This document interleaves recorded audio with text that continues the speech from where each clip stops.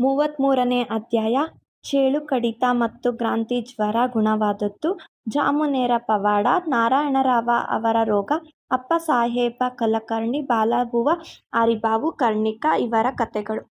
ಮಹಾಯೋಗಿಗಳ ದಯಾಪೂರಿತ ದೃಷ್ಟಿಯು ನಮ್ಮ ಪಾಪಗಳನ್ನು ಹೋಗಲಾಡಿಸಿ ನಮ್ಮನ್ನು ಪುನೀತರನ್ನಾಗಿ ಮಾಡುತ್ತದೆ. ಅವರೊಡನೆ ಆಡುವ ಸಾಮಾನ್ಯ ಸಂಭಾಷಣೆಯು ನಮಗೆ ಸದುಪದೇಶವಾಗಿ ಶಾಶ್ವತವಾದ ಆನಂದವು ದೊರೆಯುವಂತಾಗುತ್ತದೆ. ಅದರಲ್ಲಿ ನಮ್ಮದು ನಿಮ್ಮದು ಎಂಬ ತಾರತಮ್ಯ ಇರುವುದಿಲ್ಲ. ಅವರ ಋಣವನ್ನು ನಾವು ಜನ್ಮ ಜನ್ಮಾಂತರಗಳಲ್ಲಿಯೂ ತೀರಿಸಲಾಗುವುದಿಲ್ಲ. ಉದಿಯ ಮಹಿಮೆ. ಬಾಬಾ ಅವರು ಸರ್ವರಿಂದಲೂ ದಕ್ಷಿಣೆಯನ್ನು ಪಡೆದು ಅದನ್ನು ದಾನ ಧರ್ಮಗಳಿಗೆ ಉಪಯೋಗಿಸಿ ಉಳಿದ ಹಣದಲ್ಲಿ ಕಟ್ಟಿಗೆ ತೆಗೆದುಕೊಳ್ಳುತ್ತಿದ್ದರೆಂಬುದನ್ನು ಆಗಲೇ ತಿಳಿಸಿದ್ದೇವೆ. ಕಷ್ಟವನ್ನು ಅಗ್ನಿಕೊಂಡ ದುನಿಯಲ್ಲಿ ಹಾಕಿ ಅದನ್ನು ಅನವರತವೂ ಬಾಬಾ ಉರಿಸುತ್ತಿದ್ದರು. ಈ ದುನಿಯ ಬೂದಿಯೇ ಉದಿ. ಭಕ್ತರು ಶಿರ್ಡಿ ಬಿಟ್ಟು ಹೊರಡುವಾಗ ಬಾಬಾ ಇದನ್ನು ಅವರಿಗೆ ಕೊಡುತ್ತಿದ್ದರು. ಬಾಬಾ ಅವರು ಈ ಉದಿಯಿಂದ ಏನನ್ನು ಸೂಚಿಸುತ್ತಾರೆ ಎಂಬುದನ್ನು ಈಗ ಪರ್ಯಾಲೋಚಿಸೋಣ. ಇದರಿಂದ ಈ ಪ್ರಪಂಚದಲ್ಲಿ ಎಲ್ಲವೂ ಬೂದಿಯಂತೆ ನಶ್ವರವಾದುದು ಎಂದು ಬಾಬಾ ತಿಳಿಸಿರುತ್ತಾರೆ. ಎಂದಾದರೊಮ್ಮೆ ಪಂಚೇಂದ್ರಿಯಗಳನ್ನೊಳಗೊಂಡ ಈ ದೇಹವು ಭೋಗಾಪೇಕ್ಷೆಗಳ ನಂತರ ನೆಲಕ್ಕುರುಳಿ ಬೂದಿಯಾಗುವುದು ಖಂಡಿತ. ಇದನ್ನು ಜ್ಞಾಪಿಸಲೋಸುಗವೇ ಬಾಬಾ ಅವರು ಉದಿ ಹಂಚುತ್ತಿದ್ದರು. ಬ್ರಹ್ಮನೊಬ್ಬನೇ ನಿತ್ಯನು. ಈ ಪ್ರಪಂಚವು ಅನಿತ್ಯವಾದದ್ದು. ಈ ಪ್ರಪಂಚದಲ್ಲಿ ಪುತ್ರನಾಗಲಿ ಮಾತಾಪಿತರಾಗಲಿ ಪತ್ನಿಯಾಗಲಿ ಯಾರೂ ನಮ್ಮವರಲ್ಲ. ಈ ಪ್ರಪಂಚಕ್ಕೆ ಬರುವಾಗ ನಾವು ಒಬ್ಬರೇ ಬಂದೆವು, ಹೋಗುವಾಗಲೂ ಒಬ್ಬರೇ ಹೋಗುತ್ತೇವೆ ಎಂದು ಬಾಬಾ ತಿಳಿಸುತ್ತಾರೆ. ಉದಿಯಿಂದ ಬಾಬಾರವರು ಅನೇಕ ಭೌತಿಕ ಮತ್ತು ಮಾನಸಿಕ ರೋಗಗಳನ್ನು ಗುಣಮಾಡುತ್ತಿದ್ದರು ಮತ್ತು ಈಗಲೂ ಗುಣವಾಗುತ್ತಿವೆ. ಸತ್ಯ ಮತ್ತು ಮಿಥ್ಯದ ವಿವೇಚನೆಯ ತತ್ವವನ್ನು, ವಿರಕ್ತಿಯನ್ನು ಈ ಉದಿ ಮತ್ತು ದಕ್ಷಿಣೆಯ ರೂಪದಿಂದ ಭಕ್ತರಿಗೆ ತಿಳಿಸಲು ಬಾಬಾ ಪ್ರಯತ್ನಪಟ್ಟರು. ಉದಿಯು ವಿವೇಚನೆಯನ್ನು, ದಕ್ಷಿಣೆಯು ವಿರಕ್ತಿಯನ್ನು ಉಪದೇಶಿಸುತ್ತದೆ. ಈ ಪ್ರಪಂಚವೆಂಬ ಮಾಯೆಯ ಸಾಗರವನ್ನು ದಾಟಬೇಕಾದರೆ ಇವೆರಡೂ ಅವಶ್ಯಕ.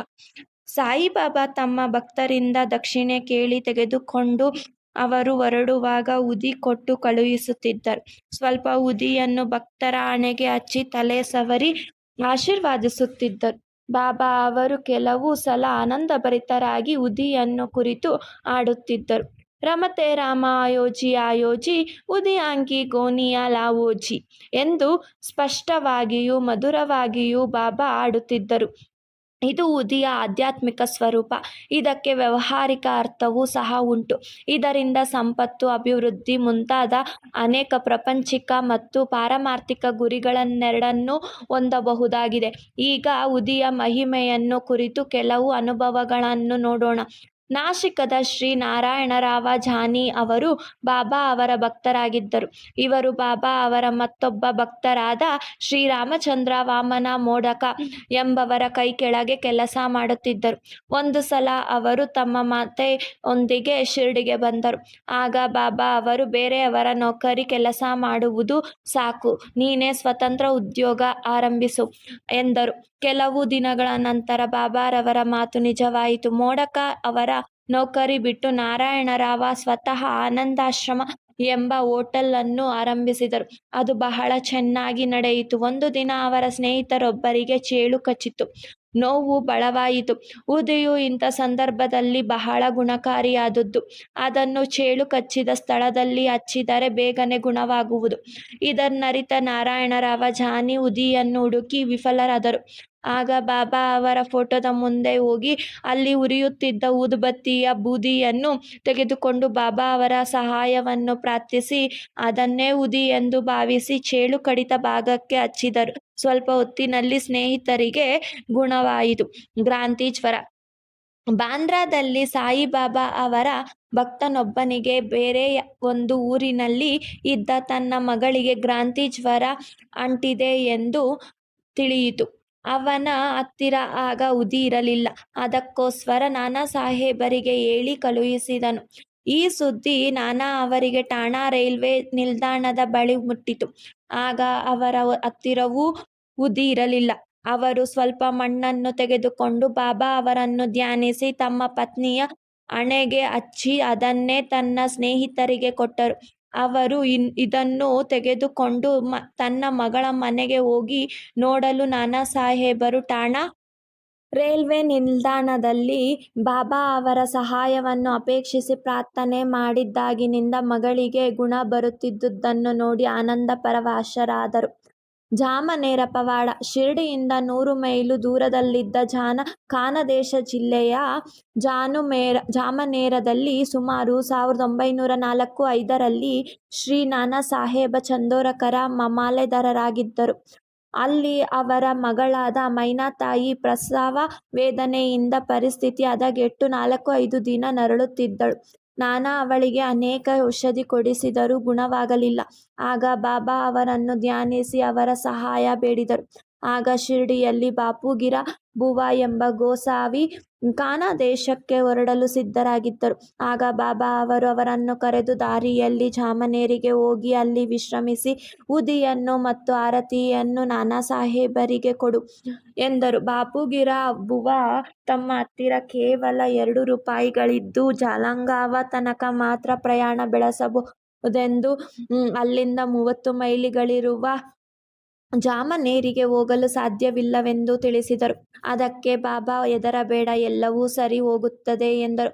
ಆಗ ಬಾಬಾ ಅವರು ಶ್ಯಾಮ ಅವರನ್ನು ಕರೆದು ಬೇಗ ಆರತಿ ಬರೆಯುವಂತೆ ಹೇಳಿ ಮಾಧವ ಅಡಕರ ಬರೆದಿರುವ ಪ್ರಸಿದ್ಧ ಆರತಿ ಅದರ ಪ್ರತಿಯನ್ನು ಉದಿಯೊಡನೆ ಅವರ ಕೈಗಿತ್ತು ನಾನಾ ಸಾಹೇಬರಿಗೆ ಕೊಡಲು ಹೇಳಿದರು. ಬಾಬಾ ಅವರ ಮಾತಿನಲ್ಲಿ ಪೂರ್ಣ ನಂಬಿಕೆ ಇಟ್ಟು ಬಾಪೂಗಿರ ಅವರು ಜಲಗಾಂವಕ್ಕೆ ರಾತ್ರಿ 2 ಗಂಟೆಗೆ ಬಂದರು. ಆಗ ಅವರ ಹತ್ತಿರ 2 ಆಣೆಗಳು ಮಾತ್ರ ಇದ್ದವು. ಅಷ್ಟು ಹೊತ್ತಿಗೆ ಸರಿಯಾಗಿ ಬಾಬೂಗಿರ ಬುವಾ ಎಂಬವರ್ಯಾರು ಎಂದು ಕೇಳುತ್ತಾ ಒಬ್ಬ ಸಿಪಾಯಿ ಬಂದನು. ಆಗ ಬಾಬೂಗಿರ ಅವರು ಅವನ ಕಡೆಗೆ ಹೋಗಿ ತಾವೇ ಬಾಬೂಗಿರ ಎಂದು ಹೇಳಿಕೊಂಡರು. ಆಗ ಅವನು ತಾನು ನಾನಾ ಸಾಹೇಬರಿಂದ ಕಳುಹಿಸಲ್ಪಟ್ಟಿರುವೆನೆಂದು ಹೇಳಿ ಗೋಸಾವಿಯನ್ನು ಕರೆದುಕೊಂಡು ಹೋಗಿ ಸುಂದರವಾದ ಕುದುರೆಗಳನ್ನು ಕಟ್ಟಿದ ಟಾಂಗಾದಲ್ಲಿ ಕೂಡಿಸಿಕೊಂಡು ಹೊರಟನು. ಟಾಂಗ ಜೋರಾಗಿ ಸಾಗಿತು. ಬೆಳಗು ಮುಂಜಾನೆ ಅವರು ಒಂದು ಹಳ್ಳದ ಹತ್ತಿರ ಬಂದರು. ಸಿಪಾಯಿ ಕುದುರೆಗಳಿಗೆ ನೀರು ಕುಡಿಸಲು ಅವುಗಳನ್ನು ಬಿಚ್ಚಿ ಹಳ್ಳಕ್ಕೆ ಒಯ್ದನು. ನಂತರ ತಾನು ತಂದಿದ್ದ ಬುತ್ತಿಯನ್ನು ಬಿಚ್ಚಿ ಬಾಪೂಗಿರ ಅವರಿಗೆ ಊಟ ಮಾಡಲು ಹೇಳಿದನು. ಅವನ ಗಡ್ಡ ಮೀಸೆ ಉಡುಪುಗಳನ್ನು ನೋಡಿ ಅವನು ಮಹಮ್ಮದೀಯನೆಂದು ಗೋಸಾವಿ ಭಾವಿಸಿ ಅನುಮಾನಿಸಲು ಅವನು ತಾನು ಹಿಂದೂ ಎಂದು ನಾನಾ ಅವರೇ ಆಹಾರವನ್ನು ಕಳುಹಿಸಿದರೆಂದು ಹೇಳಿದನು. ನಂತರ ಇಬ್ಬರು ಉಪಹಾರ ಮಾಡಿ ಪುನಃ ಹೊರಟರು. ಸೂರ್ಯೋದಯಕ್ಕೆ ಜಾಮನೇರ ಮುಟ್ಟಿದರು. ಆಗ ಬಾಪೂಗಿರ ಮೂತ್ರ ವಿಸರ್ಜನೆಗೆ ಹೋದರು. ಅವರು ಪುನಃ ಬರುವಷ್ಟರಲ್ಲಿ ಟಾಂಗಾ ಅಥವಾ ಸಿಪಾಯಿ ಯಾರೂ ಕಾಣಲಿಲ್ಲ. ನಂತರ ನಾನಾರವರ ಮನೆಯನ್ನು ಹುಡುಕಿಕೊಂಡು ಹೋಗಿ ತಾವು ಶಿರ್ಡಿಯ ಬಾಪೂಗಿರರೆಂದು ಬಾಬಾ ಅವರು ಉದಿ ಮತ್ತು ಆರತಿಯನ್ನು ಕೊಟ್ಟು ಕಳುಹಿಸಿರುತ್ತಾರೆಂದು ಹೇಳಿ ಅವರ ಕೈಗಿತ್ತರು. ಆಗ ಶ್ರೀಮತಿ ಮೈನಾತಾಯಿಗೆ ನೋವು ಬಲವಾಗಿತ್ತು. ಕೂಡಲೇ ಉದಿಯನ್ನು ನೀರಿನಲ್ಲಿ ಹಾಕಿ ಅವಳಿಗೆ ಕುಡಿಯಲು ಕೊಟ್ಟು ಆರತಿ ಹಾಡಿದರು. ಬಾಬಾ ಅವರ ಸಹಾಯ ಬಹಳ ಸಮಯೋಚಿತವಾಗಿದೆ ಎಂದುಕೊಂಡರು. ಸ್ವಲ್ಪ ಹೊತ್ತಿನಲ್ಲಿಯೇ ಮೈನಾತಾಯಿಗೆ ನಿರ್ವಿಘ್ನ ಪ್ರಸೂತಿಯಾಯಿತು. ನಂತರ ಗೋಸಾವಿ ನಾನಾ ಸಾಹೇಬರನ್ನು ಕುರಿತು, ನೀವು ಸಿಪಾಯಿ ಮತ್ತು ಟಾಂಗಾ ಕಳಿಸುವುದಕ್ಕೆ ನನ್ನ ಅಭಿನಂದನೆಗಳು ಎಂದರು. ಆಗ ನಾನಾ ಅಚ್ಚರಿಗೊಂಡು, ಶಿರ್ಡಿಯಿಂದ ಯಾರೂ ಬರುವುದು ನನಗೆ ತಿಳಿದಿರಲಿಲ್ಲ, ನಾನು ಯಾರನ್ನೂ ಕಳುಹಿಸಿರಲಿಲ್ಲ ಎಂದರು. ಇದು ಎಂತಹ ಪವಾಡ! ಭಕ್ತ ನಾರಾಯಣರಾವ ಅವರಿಗೆ ತಮ್ಮ ಜೀವಿತ ಕಾಲದಲ್ಲಿ 2 ಸಾರಿ ಬಾಬಾ ಅವರ ದರ್ಶನ ಪಡೆಯುವ ಸಂಯೋಗ ಲಭಿಸಿತು. 1918ರಲ್ಲಿ ಬಾಬಾ ಅವರ ಸಮಾಧಿ ಆದ ನಂತರ 3 ವರ್ಷದ ಮೇಲೆ ಅವರು ಪುನಃ ಶಿರ್ಡಿಗೆ ಬರಲು ಪ್ರಯತ್ನ ಪಟ್ಟರು. ಸಾಧ್ಯವಾಗಲಿಲ್ಲ. ಬಾಬಾ ಅವರ ಮಹಾಸಮಾಧಿಯಾದ 1 ವರ್ಷದೊಳಗೆ ನಾರಾಯಣರಾವ ಅಸ್ವಸ್ಥರಾಗಿ ಹಾಸಿಗೆ ಹಿಡಿದರು. ಅನೇಕ ಔಷಧಿಗಳನ್ನು ತೆಗೆದುಕೊಂಡರೂ ಗುಣವಾಗಲಿಲ್ಲ. ಆಗ ಒಂದು ರಾತ್ರಿ ಬಾಬಾ ಅವರು ಅವರ ಸ್ವಪ್ನದಲ್ಲಿ ಕಾಣಿಸಿಕೊಂಡು, ಚಿಂತೆಯನ್ನು ಬಿಡು, ನಾಳೆಯಿಂದಲೇ ಗುಣವಾಗುತ್ತದೆ, ಇನ್ನೊಂದು ವಾರದಲ್ಲಿ ನೀನು ಎದ್ದು ಕುಳಿತುಕೊಳ್ಳಲು ಸಮರ್ಥನಾಗುವೆ ಎಂದರು. ಕನಸು ನನಸಾಗಿತು. ಬಾಬಾ ಅವರು ದೇಹ ನಿಮಿತ್ತ ಜೀವಂತರಾಗಿದ್ದರೆ ಅಥವಾ ಅದನ್ನು ತ್ಯಜಿಸಿದುದರಿಂದ ಕಾಲವಾದರೆ ಇಲ್ಲ, ಅವರು ನಿತ್ಯರು, ಮೃತ್ಯುಂಜಯರು. ಯಾರಾದರೂ ಅವರನ್ನು ಒಂದು ಸಲ ಮನಸಾರೆ ಪ್ರೀತಿಸಿದರೆ ಅವರ ಬಳಿಗೆ ಧಾವಿಸಿ ಬಾಬಾ ಸಹಾಯವೆಸಗುತ್ತಾರೆ. ಅಪ್ಪ ಸಾಹೇಬ ಕುಲಕರ್ಣಿ 1917ರಲ್ಲಿ ಅಪ್ಪ ಸಾಹೇಬ ಕುಲಕರ್ಣಿ ಅವರ ಸಮಯ ಬಂದಿತು. ಅವರಿಗೆ ಠಾಣಾ ಜಿಲ್ಲೆಗೆ ವರ್ಗವಾಯಿತು. ಅಂದಿನಿಂದ ಅವರು ಬಾಳಾಸಾಹೇಬ ಬಾಟೆಯವರು ಕೊಟ್ಟ ಬಾಬಾ ಅವರ ಫೋಟೋ ಶ್ರದ್ಧೆ ಮತ್ತು ಭಕ್ತಿಯಿಂದ ಪೂಜೆ ಮಾಡುತ್ತಿದ್ದರು. ಪ್ರತಿದಿನವೂ ಫೋಟೋಕ್ಕೆ ಗಂಧ ಪುಷ್ಪ ನೈವೇದ್ಯ ಅರ್ಪಿಸುತ್ತಿದ್ದರು.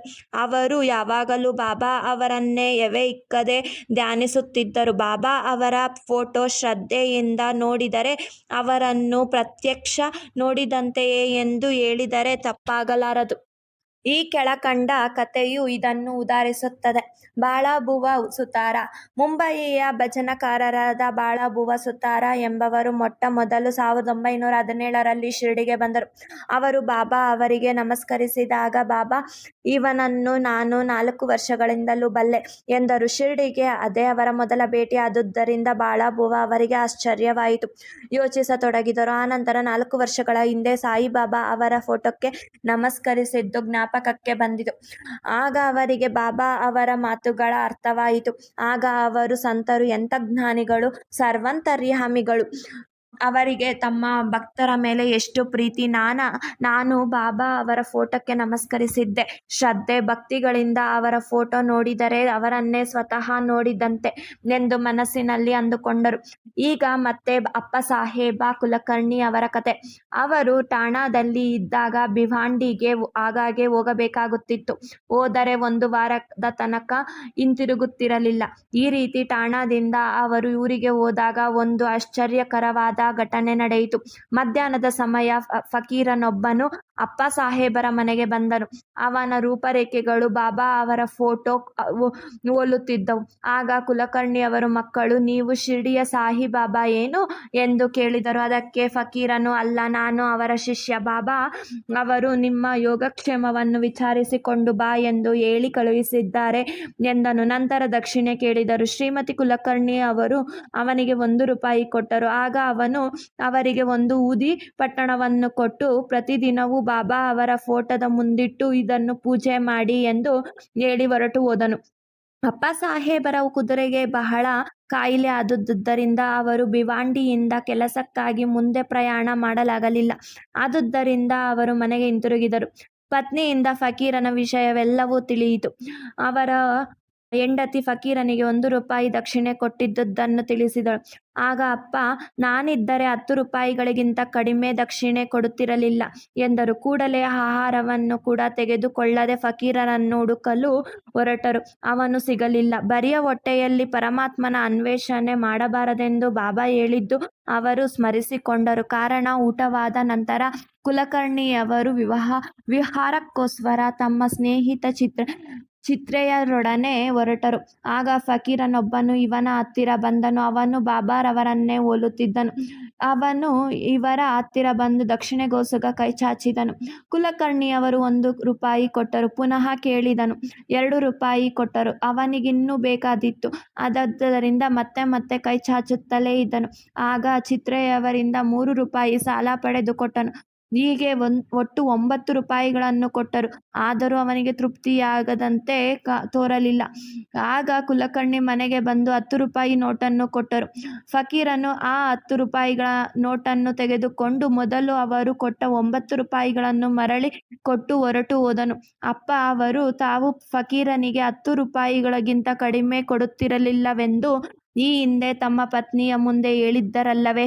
ಆದುದರಿಂದಲೇ ಅವನು ಆ ರೀತಿ ಮಾಡಿದುದು. ಇಲ್ಲಿ 9 ಅಂಕಿಯು ಅರ್ಥಗರ್ಭಿತವಾಗಿದೆ. ಇದು ನವರಸಗಳ ಭಕ್ತಿಗಳ ಪ್ರತೀಕ. ಬಾಬಾ ಅವರು ತಮ್ಮ ಕೊನೆಗಾಲದಲ್ಲಿ ಲಕ್ಷ್ಮೀಬಾಯಿ ಸಿಂಧೆ ಅವರಿಗೆ 9 ರೂಪಾಯಿಗಳನ್ನು ಕೊಟ್ಟಿದ್ದುದನ್ನು ಈ ಸಂದರ್ಭದಲ್ಲಿ ಗಮನಿಸಬಹುದು. ಅಪ್ಪ ಸಾಹೇಬರು ಉದಿಯ ಪಟ್ಟಣವನ್ನು ಬಿಚ್ಚಿ ನೋಡಿದರು. ಅದರಲ್ಲಿ ಹೂವು ಮತ್ತು ಅಕ್ಷತೆಗಳಿದ್ದವು. ಕೆಲವು ಕಾಲದ ನಂತರ ಅವರು ಶಿರ್ಡಿಗೆ ಹೋದಾಗ ಬಾಬಾ ಅವರ ಒಂದು ಕೂದಲೆಲೆಯನ್ನು ತೆಗೆದುಕೊಂಡು ಬಂದು ಅವೆಲ್ಲವನ್ನು ಒಂದು ತಾಯಿತದಲ್ಲಿ ಹಾಕಿ ತೋಳಿಗೆ ಕಟ್ಟಿಕೊಂಡರು. ಆಗ ಅವರಿಗೆ ಉದಿಯ ಶಕ್ತಿಯ ಅರಿವಾಯಿತು. ಅವರು ಬಹಳ ಅರ್ಥರಿದ್ದರು. ಅವರಿಗೆ ಮೊದಲು 40 ರೂಪಾಯಿ ಸಂಬಳ ಮಾತ್ರ ದೊರಕುತ್ತಿತ್ತು. ಬಾಬಾ ಅವರ ಫೋಟೋ ಮತ್ತು ಊದಿ ದೊರಕಿದ ನಂತರ ಅದು 40 ರೂಪಾಯಿಗಳ ಎಷ್ಟೋ ಮಡಿ ಹೆಚ್ಚಾಯಿತು. ಪ್ರಾಪಂಚಿಕ ಸುಖದ ಜೊತೆಯಲ್ಲಿ ಅವರ ಆಧ್ಯಾತ್ಮಿಕ ಬೆಳವಣಿಗೆಯೂ ಆಯಿತು. ಆದ್ದರಿಂದ ಬಾಬಾ ಅವರ ಉದಿಯನ್ನು ದೊರಕಿಸಿ ನಾವು ನಿತ್ಯವೂ ಸ್ನಾನವಾದ ನಂತರ ಅದನ್ನು ಹಣೆಗೆ ಹಚ್ಚಿಕೊಂಡು ಸ್ವಲ್ಪ ಉದಿಯನ್ನು ನೀರಿನಲ್ಲಿ ಬೆರೆಸಿ ಪವಿತ್ರ ತೀರ್ಥವೆಂದು ಸೇವಿಸಬೇಕು. ಹರಿಭಾವು ಕರ್ಣಿಕ. ಠಾಣಾ ಜಿಲ್ಲೆಯ ಶ್ರೀ ಹರಿಭಾವು ಕರ್ಣಿಕ ಅವರು 1917ರ ಗುರುಪೌರ್ಣಮಿಯ ದಿನ ಶಿರ್ಡಿಗೆ ಬಂದು ಬಾಬಾ ಅವರನ್ನು ಪೂಜಿಸುತ್ತಿದ್ದರು. ಅವರು ಬಾಬಾ ಅವರಿಗೆ ಬಟ್ಟೆ ಮತ್ತು ದಕ್ಷಿಣೆಗಳನ್ನು ಅರ್ಪಿಸಿ ಅವರ ಆಶೀರ್ವಾದ ಪಡೆದು ಮಸೀದಿಯಿಂದ ಕೆಳಗೆ ಇಳಿಯುತ್ತಿದ್ದರು. ಆದರೆ ಬಾಬಾ ಅವರಿಗೆ ಮತ್ತೊಂದು ರೂಪಾಯಿ ದಕ್ಷಿಣೆಯನ್ನು ಅರ್ಪಿಸಬೇಕೆಂದು ಮಾಡಿಕೊಂಡು ಹಿಂತಿರುಗಿರುವಾಗ ಅವರ ಹಿಂದೆಯೇ ಇದ್ದ ಶ್ಯಾಮ ಅವರು ಒಂದು ಸಾರಿ ಬಾಬಾ ಅವರಿಂದ ಆಶೀರ್ವಾದ ಪಡೆದ ನಂತರ ಮತ್ತೆ ಹಿಂತಿರುಗಿ ಬರಬಾರದೆಂದು ಹೇಳಿದರು. ಆದ್ದರಿಂದ ಹಾಗೆಯೇ ಊರಿಗೆ ಹೊರಟರು.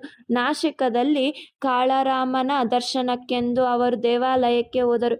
ಅಲ್ಲಿ ದೇವಸ್ಥಾನದ ಬಾಗಿಲ ಬಳಿ ಕುಳಿತು ಭಜನೆ ಮಾಡುತ್ತಿದ್ದ ಸಂತ ಶ್ರೀ ನರಸಿಂಹ ಮಹಾರಾಜರು ಅಂದು ತಮ್ಮ ಭಜನೆಯನ್ನು ನಿಲ್ಲಿಸಿ ಭಕ್ತರನ್ನು ಬಿಟ್ಟು ಇವರ ಹತ್ತಿರ ಬಂದು ಕೈ ಹಿಡಿದು ನನ್ನ 1 ರೂಪಾಯಿ ಕೊಡು ಎಂದರು.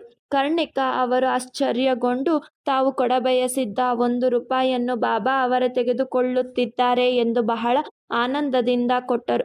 ಈ ಕಥೆಯಿಂದ ಸಂತರೆಲ್ಲರೂ ಒಂದೇ, ಅವರೆಲ್ಲರೂ ಒಂದೇ ದೇಹದಿಂದ ಜೀವಿಸುತ್ತಾರೆ ಎಂಬುದು ತಿಳಿದು ಬರುತ್ತದೆ. ಶ್ರೀ ಸಾಯಿ ಪ್ರಣಾಮ. 33ನೇ ಅಧ್ಯಾಯವು ಸಂಪೂರ್ಣವಾಯಿತು.